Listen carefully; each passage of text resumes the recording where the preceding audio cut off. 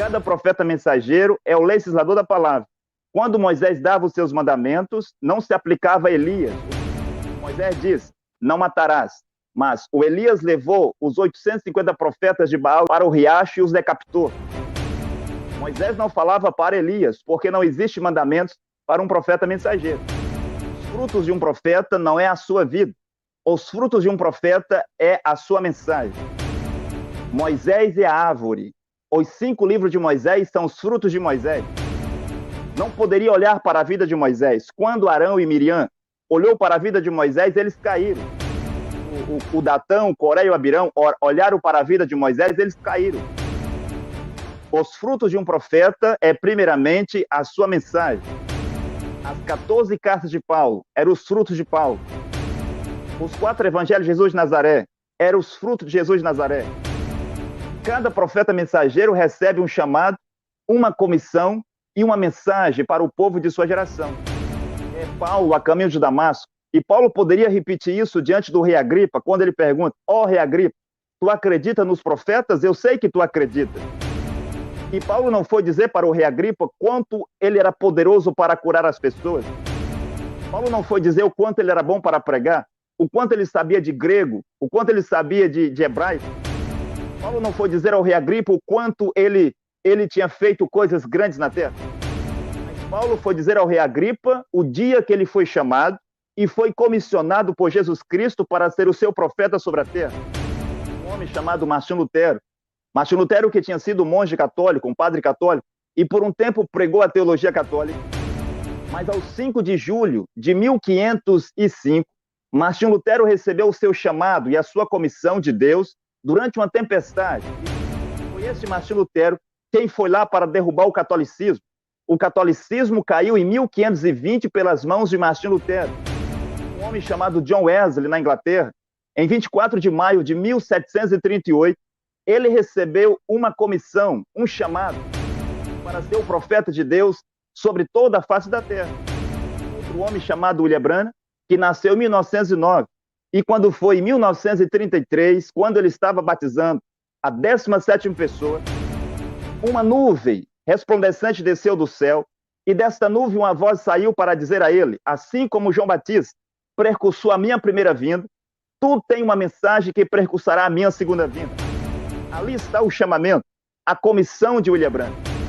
O anjo do Senhor apareceu, explicou a ele quem ele era, o dom que ele tinha, e disse a ele o que ele iria fazer sobre a terra. Ele deveria ir pregar aos pentecostais. Aí estava o chamamento e a comissão de William Branham. Desse lado aqui, no nosso tempo, há um homem na terra chamado Cacô Filipe. E Cacô Filipe deve dizer-nos aonde que está o seu chamamento e a sua comissão. E aos 24 de abril de 1993, Cacô Filipe, um homem que nunca tinha estado em uma igreja, recebeu por visão a visitação de um anjo que lhe comissionou com a mensagem destinada a toda a terra, a fim de quem quer que creia tenha vida eterna. Muito boa noite a todos do Arena Apologética, muito boa noite a todos aqueles que irão assistir a live. Cumprimento também todos aqueles que irão assistir esse vídeo depois, aonde quer que ele vá. Eu sou Deltamar Costa, sou discípulo e apóstolo do profeta Cacô Filipe aqui no Brasil, como o Ronaldo estava dizendo. Além de mim também há o apóstolo André Lima, foi o primeiro apóstolo do profeta Cacô Filipe, estabelecido pelo profeta no Brasil em 2013. E o meu desejo é que todas as pessoas que irão assistir esse debate possam examinar. Você mesmo deve examinar. Você mesmo deve fazer o seu próprio julgamento. Não deixe ninguém julgar por você se o profeta Cacô Filipe é verdadeiro ou um falso profeta. Não deixe o teu pastor, o teu reverendo, o teu bispo, o teu apóstolo, não deixe o profeta da tua igreja fazer esse julgamento por você. Este é o julgamento que você mesmo terá que fazer, porque um dia você prestará contas a Deus de tudo que você fez na terra. E assim como você veio para a terra sozinho, um dia você estará diante de Deus sozinho. E o teu pastor não estará lá para te defender. O teu apóstolo, aqueles que da sua igreja, não estará lá para te defender. Então, o correto, antes de julgar, é você examinar para saber se esse profeta é de fato o enviado de Deus. E se o Senhor Jesus Cristo, que é Deus Todo-Poderoso, o enviou. Então, cada homem, cada mulher é responsável pelas suas próprias atitudes na terra. Você é responsável pelas suas ações. Você é responsável pelas coisas que você faz. Então Deus te deu um tempo para você viver sobre a terra. Alguns terão muito tempo, outros terão tempo menor. Mas o fato é que um dia o nosso tempo terminará na terra e cada um de nós, um após o outro, iremos prestar conta a Deus de tudo o que nós fizemos aqui na terra. Shalom a todos. Eu sou Kleber Guedes, quero pedir perdão aí pelos minutos de atraso aí que tive que sair urgente aqui para buscar minha esposa no serviço, que ela estava passando mal, encaminhar até o hospital, e a gente já fez isso, né? E o debate pode ser os 2 minutos de pergunta e os 7, entendeu? De resposta e em réplica, tá certo? Só deixando claro que na hora que eu tive que sair, a gente estava tratando sobre isso. Minha esposa ela já está no hospital ali, e assim que terminar, eu vou lá buscar ela. Então, Senhor, nós estamos aqui para... Tá saindo, não? Tá sim, tá. Pode continuar. Então, senhores, nós estamos aqui para sabermos se existem evidências na Bíblia sobre o verdadeiro profeta de Deus, especialmente o profeta mensageiro. Eu concordo em parte com o que o apóstolo Deutamar falou aí, que ninguém terá um pastor, um profeta, um apóstolo, qualquer pessoa para lhe defender diante de Deus no dia do julgamento. E é esse o entendimento que todo pastor tem pregado, que até mesmo os padres, né, têm pregado, qualquer apóstolo, missionário, seja ele evangélico ou não, tem apregoado a toda a humanidade que cada um dará conta de si diante de Deus. Não é o apóstolo, não é o profeta, não é a igreja. Esse não é o entendimento que o cristianismo prega, que o judaísmo prega, ou que até mesmo o catolicismo prega, né? Que alguém vai defender o outro no julgamento. Quem vai ter que se defender é o próprio. Amém? O primeiro bloco de perguntas, né? Iniciando aqui pelo nosso apóstolo Deutamar. O senhor tem aí o seu tempo de 2 minutos para fazer a sua pergunta. Fique à vontade. Muito obrigado. Eu estou feliz pela oportunidade e, graças a Deus, a mensagem do profeta Cacó Filipe tem avançado nas extremidades da terra. E os filhos de Deus e as filhas de Deus que foram ordenados para serem salvos nessa geração, de acordo com Atos 13:48, todos eles acreditarão no profeta para serem salvos. De acordo com a Bíblia, nós entendemos que Deus fala à humanidade em uma geração por meio de um profeta mensageiro. E foi assim durante todo o Antigo Testamento. E foi assim também durante o Novo Testamento, quando Jesus e os seus apóstolos estiveram na terra. E foi assim também nesse período de 2000 anos da história da Igreja Antílica. De geração em geração, Deus levanta um profeta na terra. E esse profeta será o seu porta-voz. Esse profeta terá uma mensagem para ser pregado às extremidades da terra, com o único objetivo de salvar os filhos e as filhas de Deus que vivem naquela geração. No entanto, nós sabemos, até mesmo pela Bíblia, que Deus revela os seus segredos aos seus servos, os profetas. Deus não revela os seus segredos a sacerdotes do Antigo Testamento, como Arão, como Abiatar, como Zadok, como Eunatã.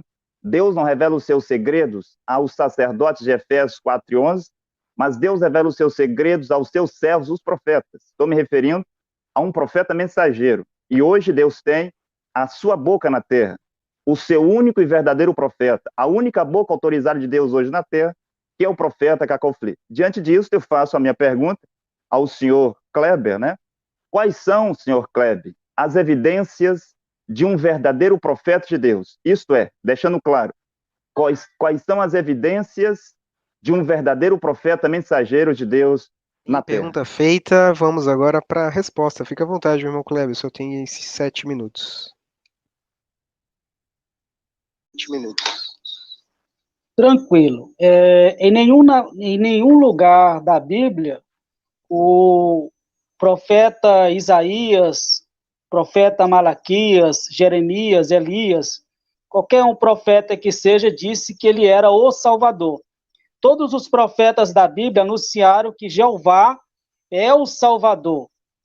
Algumas vezes eles se colocaram como um portador da mensagem que revelava que Deus iria salvar o povo de uma determinada situação. Especialmente na questão de salvação no sentido de perdão, de justificação.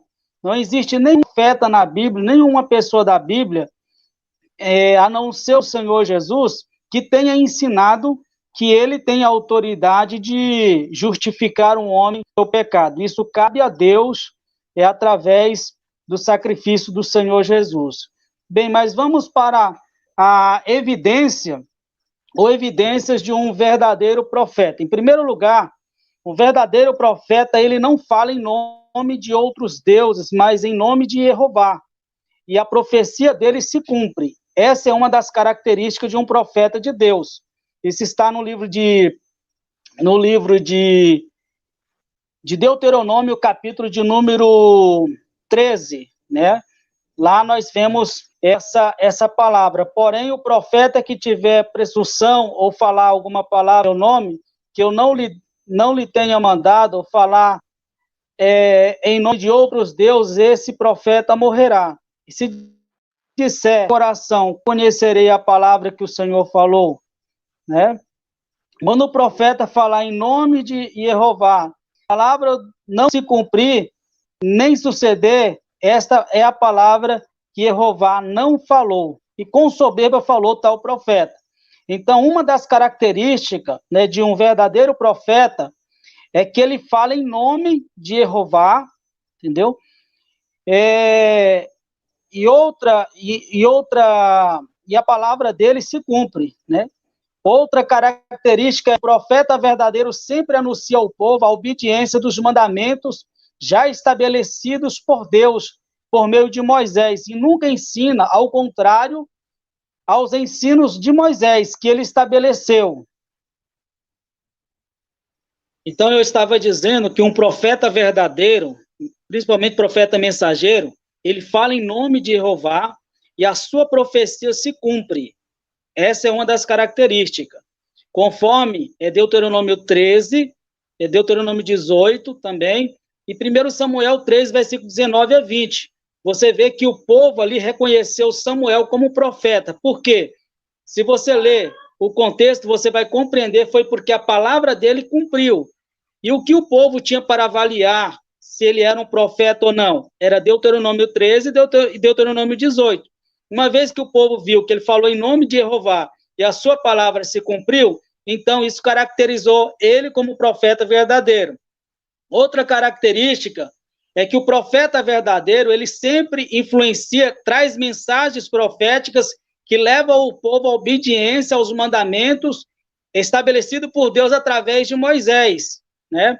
Você vê vários textos na Bíblia falando disso. Um verdadeiro profeta proclama as mensagens que contrariam ou contradiz as mensagens já. Ou um verdadeiro profeta não proclama uma mensagem que contraria ou contradiz as mensagens já profetizadas pelos profetas da Bíblia, pois as mensagens deles estão sempre em harmonia que foi anunciada antes. Isso você vai ver. Você não vai ver exemplo, você não vai ver o profeta Elias falando alguma coisa que está contra o ensinamento da Torá, que foi dita por Moisés. Você não vai ver Isaías, Jeremias, falando uma mensagem diferente ou contradizendo uma ou outra, entendeu? A mensagem deles sempre está em harmonia. Um verdadeiro profeta sempre tem em teor suas mensagens, a levar o povo uma mensagem que exorta eles a voltar à obediência a Deus. É isso que você vai perceber no ministério dos profetas. Por exemplo, o profeta Elias, uma vez ele viu que o povo estava cometendo o pecado da idolatria. Então ele trouxe uma mensagem, exortou o povo a voltar-se para Deus. E sempre você vai ver Isaías fazendo isso, sempre as mensagens proféticas, ela é uma mensagem que vai trazer juízo para o povo, está de acordo com a Torá, uma exortação para corrigir o povo, ou uma promessa que vai se cumprir, que já tinha sido dita nas escrituras sagradas. Compreende? Essas aí são uma das características de um profeta mensageiro verdadeiro. Um verdadeiro profeta tem bons frutos e não maus frutos. Ele não vive uma vida de transgressão, ele não vive em desobediência à palavra de Deus, conforme Mateus capítulo 7, o versículo 15 em diante. Pelo contrário, ele faz a vontade de Deus, ele cumpre os mandamentos de Deus. Ele é um justo. Encerrada a nossa resposta, né? Agora tem como direito o nosso amado apóstolo Deutamar a sua réplica. Fique à vontade. Muito obrigado. Eu gostaria de dizer que Deus, ele é soberano, né? Deus é soberano, e Deus, em cada geração, escolhe um homem na terra e faz dele o seu porta-voz, faz dele o seu profeta. Porque a palavra profeta, no original hebraico, significa nabi, e nabi significa porta-voz. Profeta não é porta-voz de milagre, melhor, profeta não é portador de milagres, não é portador de unção, mas ele é o porta-voz de Deus, aquele que Deus escolheu para falar da parte de Deus em uma geração e assim trazer uma mensagem. Eu perguntei ao seu Klebe quais as evidências de um profeta mensageiro, mas o seu Klebe citou aí Deuteronômio 13 e versículo 18, que nada tem a ver com o profeta mensageiro. Primeiro, gostaria de explicar que existe 3 qualidades de profeta. O profeta mensageiro, de acordo com Mateus, capítulo 23, versículo 34 e 35, e de acordo com Lucas 11, 49, é aquele que recebe de Deus uma mensagem, uma revelação para ser pregada no seu tempo. Existe o profeta da igreja, de Efésios 4 e 11, e existe homens e mulheres que têm dons de profecias, de acordo com 1 Coríntios 12, 28.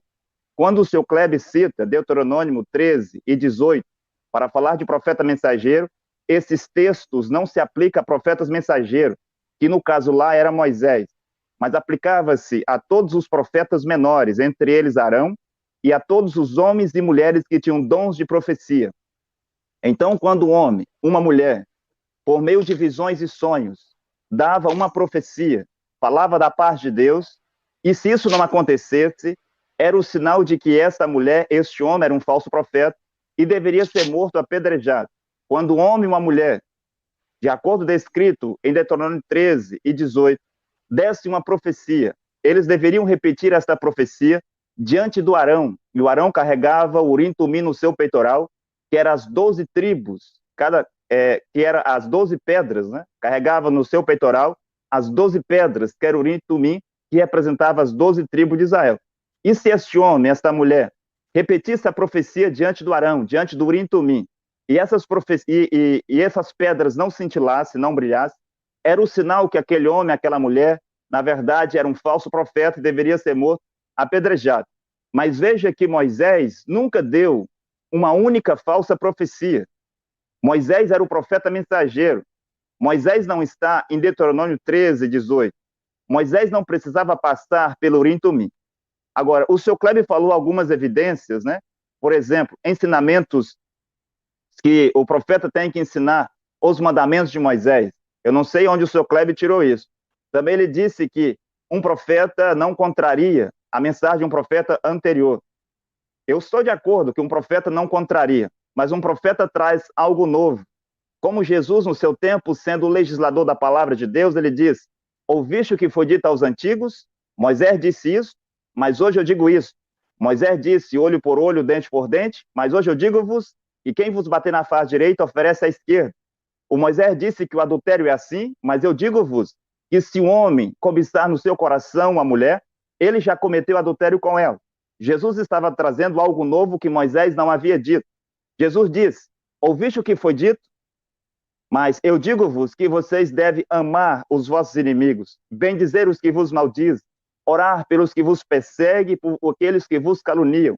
Enquanto que Moisés havia dito no Antigo Testamento, nos seus livros, que uma mulher pega em adultério deveria ser apedrejada, Jesus, sendo um profeta como Moisés, o legislador da palavra, poderia dizer coisas que Moisés não tinha dito. E Jesus poderia dizer lá, aqueles que não têm pecado, que atire a primeira pedra. Paulo, sendo o legislador da palavra no seu tempo, poderia dizer muitas coisas que Moisés não tinha dito. E Paulo poderia dizer, vocês podem ir no açougue e comprar o que vocês quiserem. E com respeito aos sábados dos judeus, isso são sombras e tipos. Com respeito à circuncisão dos judeus, hoje a circuncisão é no coração. Cada profeta mensageiro é o legislador da palavra.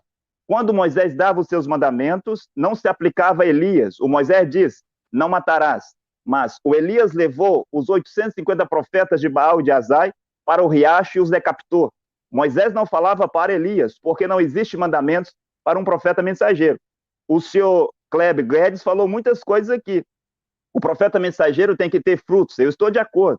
Mas os frutos de um profeta não é a sua vida. Os frutos de um profeta é a sua mensagem. Moisés é a árvore. Os 5 livros de Moisés são os frutos de Moisés. Não poderia olhar para a vida de Moisés. Quando Arão e Miriam olhou para a vida de Moisés, eles caíram. Quando o Datão, Coré e o Abirão olharam para a vida de Moisés, eles caíram. Os frutos de um profeta é, primeiramente, a sua mensagem. As 14 cartas de Paulo eram os frutos de Paulo. Os 4 evangelhos de Jesus de Nazaré eram os frutos de Jesus de Nazaré. O livro de Isaías eram os frutos de Jesus, os frutos de Isaías. A mensagem de um profeta é os seus frutos. Agora, claro que eu não tenho tempo agora de falar para o seu Kleber e para todos que estão assistindo quais são as verdadeiras evidências de um profeta mensageiro. Vou citá-las aqui e eu irei explicar depois. A primeira evidência de um profeta mensageiro, ele precisa ter um chamado. Ele precisa dizer à humanidade o dia, o mês e o ano que quando Deus o chamou. E ele vai descrever o que aconteceu na visão que ele recebeu. Segundo, ele precisa ter uma comissão. O que ele vai fazer sobre a terra? O que ele tem que fazer sobre a terra? Ele vai dizer à humanidade qual é a sua comissão. Terceiro, este profeta tem que ter uma mensagem, como Moisés, Elias, Isaías, Jeremias, Jesus de Nazaré, Paulo, Martim Lutero. Terceiro, quarto, este profeta tem que mostrar nas Escrituras, ou seja, no livro dos profetas antes dele, aonde que esses profetas falam sobre eles. Assim como cada profeta fez no seu tempo. Então, as 4 grandes evidências de um profeta mensageiro, senhor Cléber, é o seu chamado, a sua comissão, a sua mensagem e aonde o seu ministério está escrito na Bíblia. É isso que nós vamos mostrar aqui, com respeito aos profetas da Bíblia e também com respeito ao profeta Cacô Felipe, que é o único e verdadeiro profeta de Deus hoje na Terra. Ok, irmão Kleber, 2 minutos para sua pergunta. Vamos lá, pode. Meu microfone estava fechado daí do sistema, entendeu? Entendi. Liberado agora. Eu ia fazer uma pergunta para o apóstolo, mas ele já respondeu a pergunta, né, que eu ia fazer para ele. Diante disso, eu vou fazer outra pergunta para você, apóstolo. Eu gostaria que o senhor abrisse a sua Bíblia em Mateus 7 e lesse do versículo 13 ao versículo 23 e mostrasse nesse texto para nós aquilo que o senhor afirmou aí, dizendo que os frutos de um verdadeiro profeta é a sua mensagem e não a sua conduta. Mostre nesse texto aqui, por gentileza, essa verdade. É você quem deve ler e mostrar que eu estou errado. Oh, né? Calma, vamos só... fechou a pergunta então, irmão Kleber? Assim, eu fiz a pergunta para ele, é minha vez de fazer a pergunta, eu faço a pergunta que eu quiser, ele tem que responder. Ok. A pergunta que eu estou fazendo, Mateus 7, do versículo 13 ao versículo 23, eu quero que o senhor leia e o senhor mostre dentro desse texto que o fruto de um profeta mensageiro é a sua mensagem, não a sua conduta. Ok, agora o nosso amado apóstolo Deutamar está com a oportunidade aí para a resposta de até 7 minutos. Com respeito ao que o senhor Kleber disse aí sobre a pergunta, é ele quem deve ler Mateus, capítulo 7, versículo 13 ao 23, para contradizer o que eu disse. É ele quem deve ler, se ele quiser ler no tempo dele. Agora, eu volto a dizer o que eu disse lá atrás, sobre as evidências de um profeta mensageiro. E o seu Kleber havia dito que um profeta vem para guardar os mandamentos de Deus. Um profeta não vem para guardar mandamentos de Deus. Um profeta vem para dar à humanidade os mandamentos de Deus. Moisés não veio guardar mandamentos, Moisés veio dar mandamentos. O Isaías veio dar mandamentos. Cada profeta mensageiro não vem à terra para guardar mandamentos de Deus. Ele vem para dar mandamentos porque ele é o legislador da palavra de Deus no seu tempo. É o profeta que faz conhecido os mandamentos de Deus para a humanidade, no seu tempo. Agora, eu gostaria de voltar ao que eu havia dito sobre a primeira evidência de um profeta mensageiro, que é o seu chamado. E quando nós olhamos na Bíblia, nós vemos que cada profeta mensageiro teve o seu chamado.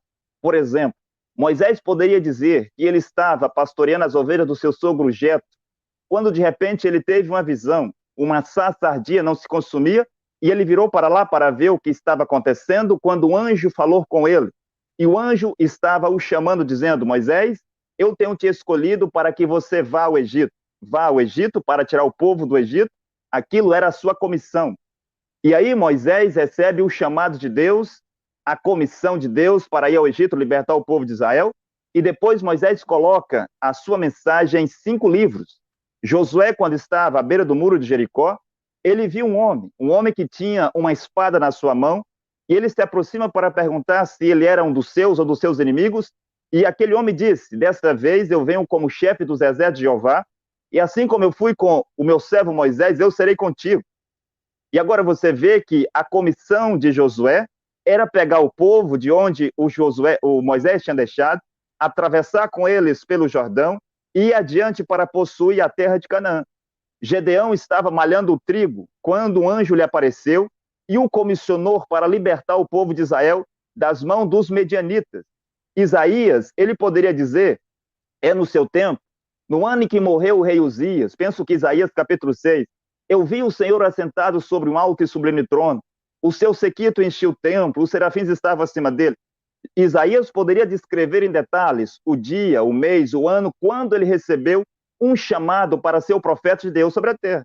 Jeremias poderia dizer nos dias do rei Joaquim, no mês tal, do ano tal, o Senhor me apareceu e me estabeleceu como profeta para todas as nações da terra.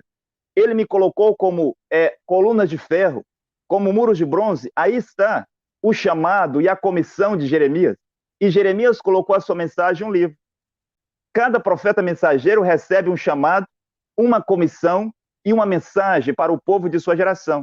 Assim também como Paulo a caminho de Damasco. E Paulo poderia repetir isso diante do rei Agripa, quando ele pergunta: ó rei Agripa, tu acredita nos profetas? Eu sei que tu acreditas. E Paulo não foi dizer para o rei Agripa quanto ele era poderoso para curar as pessoas. Paulo não foi dizer o quanto ele era bom para pregar, o quanto ele sabia de grego, o quanto ele sabia de hebraico. Paulo não foi dizer ao rei Agripa o quanto ele tinha feito coisas grandes na terra. Mas Paulo foi dizer ao rei Agripa o dia que ele foi chamado e foi comissionado por Jesus Cristo para ser o seu profeta sobre a terra, levar uma mensagem para os gentios. Foi a coisa que Paulo contou para o rei Agripa quando ele estava falando em sua defesa. Nós vemos aqui, mais perto de nós, quando um homem chamado Martinho Lutero, que tinha sido monge católico, um padre católico, e por um tempo pregou a teologia católica, mas aos 5 de julho de 1505, Martinho Lutero recebeu o seu chamado e a sua comissão de Deus durante uma tempestade, e foi esse Martinho Lutero quem foi lá para derrubar o catolicismo. O catolicismo caiu em 1520 pelas mãos de Martinho Lutero, para cumprir Apocalipse capítulo 14, versículo 8, e Apocalipse 18, aquele que grita, caiu, caiu, a grande Babilônia. Também nós temos visto que um homem chamado John Wesley, na Inglaterra, em 24 de maio de 1738, ele recebeu uma comissão, um chamado, uma comissão para ser o profeta de Deus sobre toda a face da terra.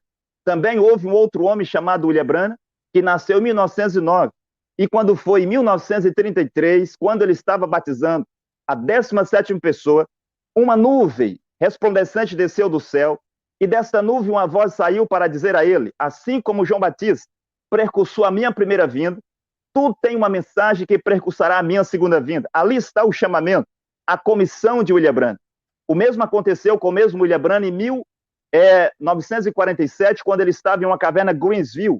O anjo do Senhor o apareceu, explicou a ele quem ele era, o dom que ele tinha, e disse a ele o que ele iria fazer sobre a terra. Ele deveria ir pregar aos pentecostais. Aí estava o chamamento e a comissão de William Branham.